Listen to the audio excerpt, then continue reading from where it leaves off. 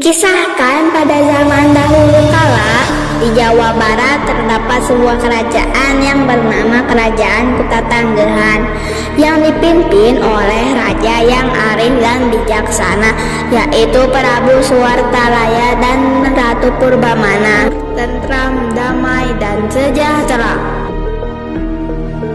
Namun sayangnya Prabu Suwartalaya dan Ratu Purbamana belum dikaruniai anak.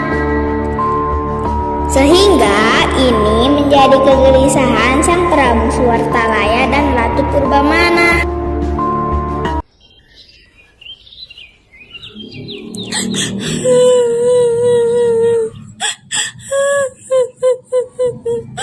Udahlah Dinda, jangan murung dan menangis terus. Kalau Dinda bersedih terus seperti ini, Kanda jadi ikut bersedih. Bagaimana Dinda tidak bersedih, Kanda? Sudah bertahun-tahun kita berumah tangga, tapi belum dikaruniai seorang anak.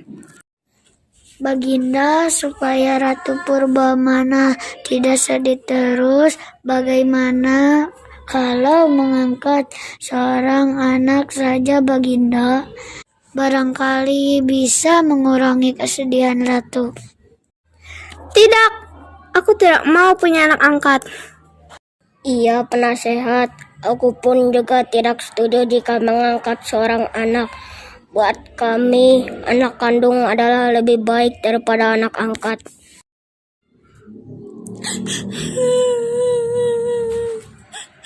Sudahlah Dinda, jangan menangis terus. Kanda akan berusaha lagi. Kanda akan pergi ke hutan untuk bertapa agar kita cepat dikaruniai seorang anak. Pergilah Prabu ke hutan untuk bertapa. Di hutan, sang Prabu terus-menerus berdoa agar dikaruniai anak. Beberapa bulan kemudian, keinginan mereka terkabul. Ratu Purbamana pun mulai hamil. Seluruh rakyat senang sekali. Mereka membanjiri istana dengan hadiah-hadiah. 9 bulan kemudian, Ratu Purbamana melahirkan seorang putri.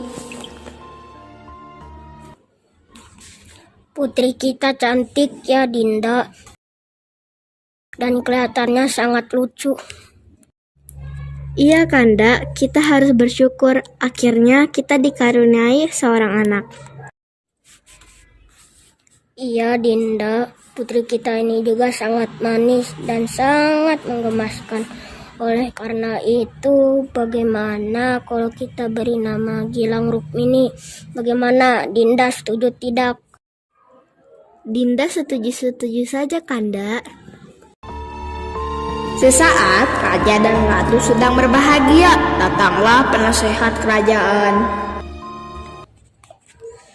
Ampun Baginda, ini dari rakyat mengirimkan beraneka hadiah untuk putri Baginda.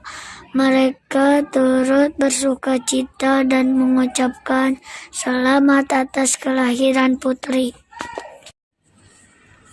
Terima kasih Paman. Tak hanya keluarga istana yang berbahagia, rakyat turut berbahagia mendengar kabar tersebut.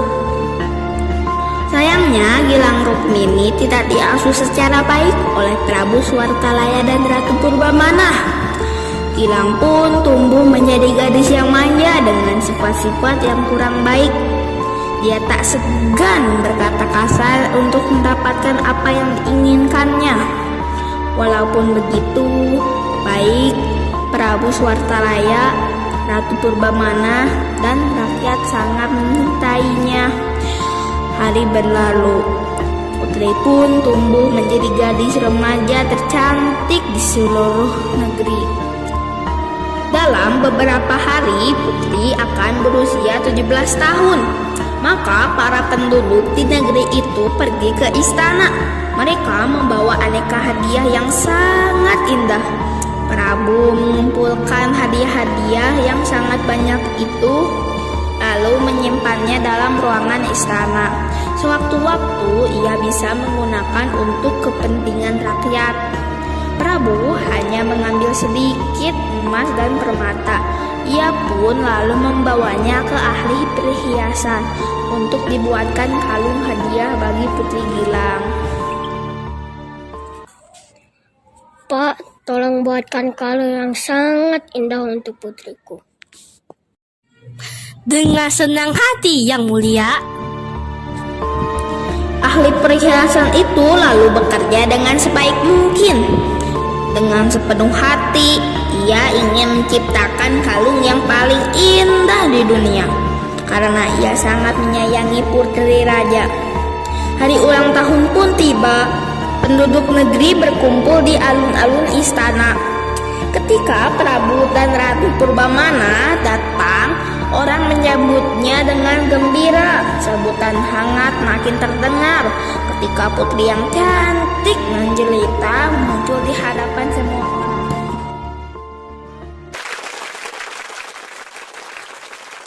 Wah, lihatlah, cantik sekali ya Putri Gilang. Iya, aku jadi iri melihatnya. Rasa-rasanya aku ingin sekali memiliki seorang istri secantik Putri Gilang. Hus, mimpi kamu, mana ada orang yang secantik Putri Gilang. Prabu lalu bangkit dari kursinya. Kalung yang indah sudah dipegangnya, lalu diberikan kepada Putri Gilang. Namun hal yang sangat tidak terduga terjadi seketika. Putriku tercinta Gilang Rukmini, hari ini hari ulang tahunmu. Aku berikan kalung ini untukmu. Kalung ini pemberian orang-orang dari penjuru negeri. Mereka sangat mencintaimu. Mereka mempersembahkan hadiah ini karena mereka gembira melihatmu tumbuh menjadi dewasa. Pakailah kalung ini, nak. Ah, kalung apa ini? Kalung ini jelek, aku tak mau memakainya. Ah, kalung indah terbuat dari emas permata itu dilempar begitu saja oleh putri. Sungguh ku tak menyangka Putri Baginda berbuat seperti itu. Aku tidak menyangka, ternyata bukan hanya gosip bahwa perilaku putri sangat tidak baik.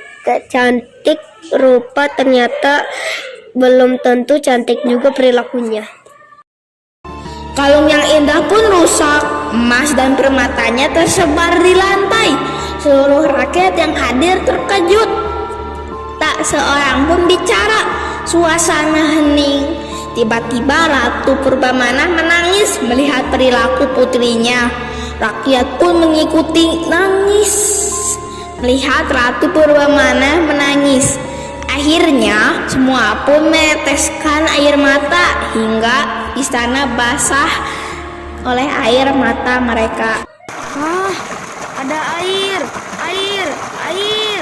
Hah, tiba-tiba air ini membentuk kolam kecil. Bukan, ini banjir.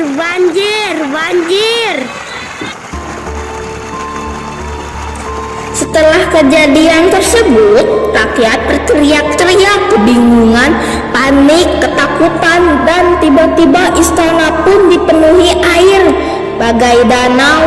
Lalu danau itu semakin besar dan menenggelamkan istana.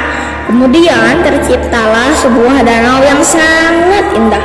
Nama danau itu dikenal orang sebagai Telaga Warna. Warna itu berasal dari bayangan hutan, tanaman, bunga-bunga, dan langit di sekitar telaga.